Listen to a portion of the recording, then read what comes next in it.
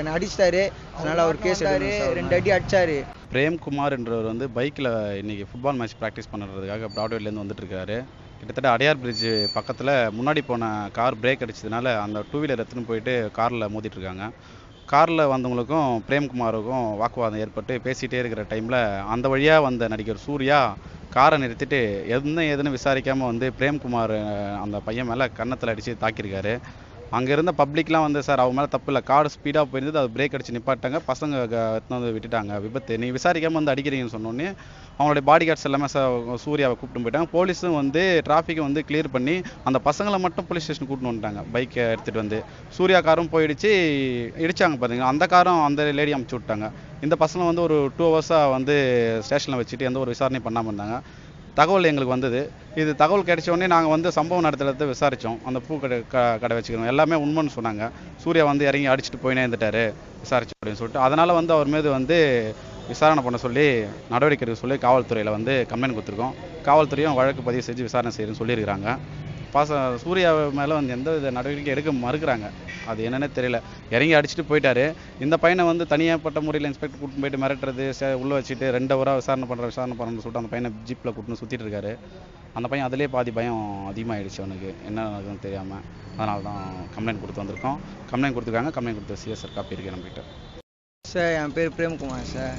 நான் மேட்சுக்காக பிராட்வேலேருந்து சென்ட் பேட்ரிஷன் காலேஜில் வந்து இந்த மேட்ச்சுக்கு அப்போ ஒரு சின்ன ஆக்சிடெண்ட் ஆகிடுச்சு. எங்கள் வண்டியும் ஒரு முன்னாடி கார் இருந்தது, ஆக்சிடெண்ட் ஆகிடுச்சு சார். அவங்களுக்கும் எங்களுக்கும் வந்து சின்னதான். அவங்ககிட்ட சொல்லியிருந்தேன், மேம் எனக்கு வந்து எந்த அடியும் படல, நான் பைக்கு மட்டும் அடிபட்டுச்சு, அது ரெடி பண்ணி கொடுத்துருங்க அப்படி சொல்லிட்டு சொன்னேன் சார். அவங்க 2 பேருக்கு எங்கள் 2 பேருக்கும் பிரச்சனை போயிட்டே இருந்தது சார். அவங்க காம்ப்ரமைஸ் ஆன மாதிரி தெரிஞ்சுது. அப்புறமா சூர்யா அந்த டைம் வரும்போது என்னை இறங்கி சவுல்லே 2 அடி அடிச்சார் சார். டப்பார்னு அடிச்சுட்டு என்னன்னே கேட்கல, அவர் மாட்டுன்னு வந்தார், 2 அடி அடித்தார். அடிச்சுட்டு அவர் மாட்டுன்னு என்ன பண்ணார், நான் சொன்னேன் சார் எதுக்கு சார் என் மேலே தப்பே இல்லையா, எதுக்கு நீங்கள் அடிச்சிங்கன்னு சொல்லிட்டு கேட்டதுக்கு அங்கே இருக்க லேடிஸ்லாம் வந்து கேட்டாங்க, எதுக்கு சார் அவனை போட்டு அடிச்சிங்க, அவன் மேலே தப்பே இல்லை, அந்த லேடி மேலே தான் தப்பு அப்படின்னு சொல்லிட்டாங்க. அதுக்கு என்ன பண்ணிட்டார் சூர்யா கூட வந்தாங்க 2 பேர் வந்து முன்னாடி வந்து நிற்கவோ சூர்யா கடகன்னு கார் எடுத்துன்னு போயிட்டார் சார். இது உண்மை சார். உண்மையாகவே என்ன அடித்தார். எனக்கு இப்போ எனக்கு ஒரு பயமாக இருக்குது சார், என்ன எதனா பண்ணிடுவாங்களான்னு சொல்லிட்டு எனக்கு ஒரு பயமாக இருக்குது. போலீஸ் ஸ்டேஷனில் வந்து கம்ப்ளைண்ட் கொடுத்தேன் சார். ஒரு 1.5 ஹவராக நின்றுட்டு இருந்தேன், யாருமே கம்ப்ளைண்ட் எடுக்கிற மாதிரி தெரியல. அப்புறமா வந்தாங்க அட்வொகேட்லாம் வந்துட்டு என் கூட இது பண்ணி அப்புறமா தான் சார் கம்ப்ளைண்ட்டே எடுத்தாங்களே. அப்புறமா எனக்கு பேசும்போதெல்லாம் ரொம்ப வலி, பெயின் அதிகமாக இருந்தது, ஹெட் பெயின் அதிகமாக வந்துச்சு சார். அவரோட அடியில் எனக்கு ஹெட் பெயின் வந்துச்சு.